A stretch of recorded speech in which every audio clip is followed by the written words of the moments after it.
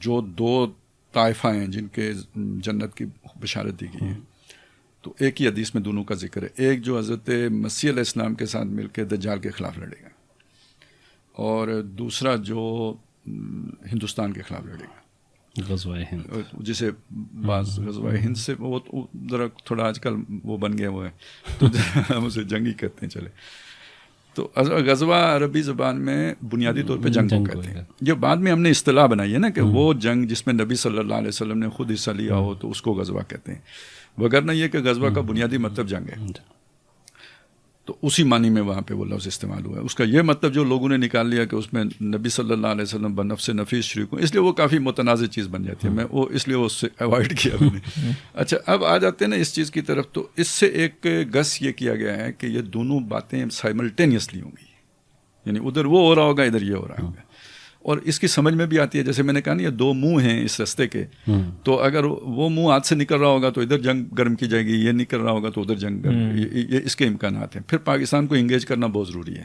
اگر وہ گریٹر اسرائیل کی بات بنتی ہے تو مدینہ بھی اس میں شامل ہوتے ہیں، اور اتنی بڑے پیمانے پر اگر جینوسائیڈ ہوگا تو یہ خطرہ ہے کہ پاکستان کا پوٹینشیل جو ہے نا ہمارے خلاف استعمال نہ ہو جائے. تو اس سے پہلے پاکستان کو ڈی نیوکلرائز کرنا، ڈی ملٹرائز کرنا یہ بہت ضروری ہے. یا اگر نہیں کر سکتے تو انگیج کرنا بہت ضروری ہے. ویک کرنے سے ٹھیک، انگیج کرنا. نہیں ویک نہیں کر سکے، ڈی ملٹرائز نہیں کر سکے جو ابھی کا ایجنڈا تھا، آپ اسے جو ہے نا بلکنائز نہیں کر سکے، توڑ پھوڑ نہیں سکے، تو آخری کیا ہے؟ انگیج کرو. تو کون کرے گا؟ انڈیا ہی کر سکتے ہیں، اور میں تو اور کون کرے گا؟ طالبان تو نہیں کر سکتے، انڈیا ہی کرے گا. اچھا اب یہ والا جو فیز ہے اس سے بھی پتہ لگتا ہے.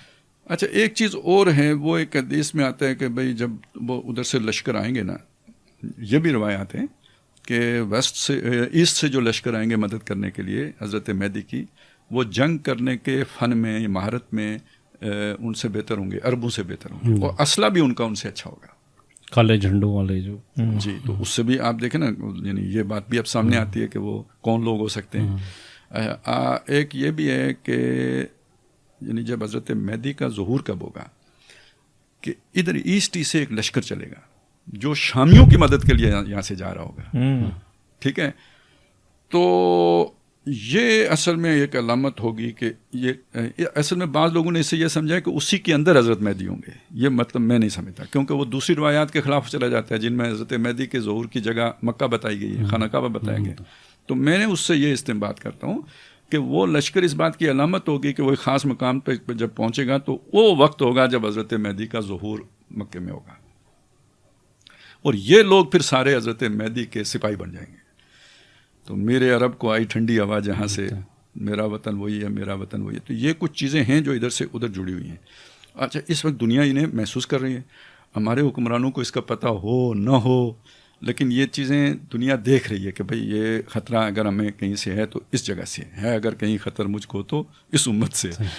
اچھا اس میں ایک بڑی دلچسپ بات ہے، وہ میں پچھلے دنوں کہتا رہا ہوں کہ پاکستان بننے کے پیچھے لوگوں نے بڑی کہانیاں سنائی ہیں. یہ جاگیرداروں کا ایجنڈا تھا، یہ امریکہ کا ایجنڈا تھا، انگریزوں کا ایجنڈا تھا، یہ نوابوں کا ایجنڈا تھا، وغیرہ وغیرہ، بہت ساری کہانیاں ہیں. میں کہتا ہوں یار جب اللہ تعالیٰ کوئی شے کرنے پہ آتا ہے نا تو وہ اللہ سامنے آ کے تو نہیں کرتا، وہ کسی کا ایجنڈے کے اندر ہی اپنا ایجنڈا چلا رہا ہوتا ہے. تو جس کا بھی ایجنڈا تھا دیکھنا یہ الٹیمیٹلی کیا ہوگا. جیسے حدیث میں آتا ہے نا انما الاعمال بخواتیم، کہ اعمال کا دار و مدار اس کے انجام پر ہے. تو ایک کام آج شروع ہوا ہے، آپ کو میں کہہ رہا تھا صبر کریں یار، 2-3 مہینے دیکھیں کیا ہوتا ہے. یہاں 50 سال دیکھنا پڑتا ہے. وہی جنگ جو نبی صلی اللہ علیہ وسلم کے دور میں ایرانی جیت گئے تھے، اسی شام کے علاقے میں جیتے تھے نا رومیوں سے، سورہ روم میں غلبت الروم فی ادنی الارض.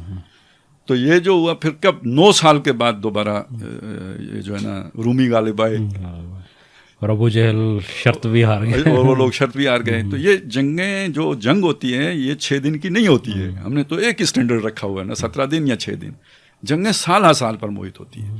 پہلی جنگ عظیم کو میرا خیال ہے وہ کتنے 14 میں شروع ہوئی تو 10 سال تو 5 سال ٹھیک ہے.